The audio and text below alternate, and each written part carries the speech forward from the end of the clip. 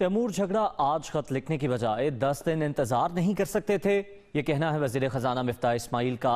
खत में लिखा है 6 रोज में मसाइल हल ना किए तो सरप्लस नहीं दे सकेंगे। IMF डील आखिरी वक्त में है और आप सियासत कर रहे हैं। मिफ्ताह इस्माइल की जानिब से प्रेस कॉन्फ्रेंस के दौरान ये कहा गया कि सियासत को इस नहज तक नहीं लाना चाहिए। ये चाहते हैं पाकिस्तान दिवालिया हो जाए। तैमूर झगड़ा के खत लिखने पर अफसोस हुआ। वजीर खजाना मिफ्ताह इस्माइल की जानिब से ये कहा गया। वजीर खजाना मिफ्ताह इस्माइल प्रेस कॉन्फ्रेंस कर रहे थे और इस दौरान उनकी जानिब से ये कहा गया कि ये चाहते हैं पाकिस्तान दिवालिया हो जाए। उन्होंने कहा कि तैमूर झगड़ा ने विफाक को खत लिखा है।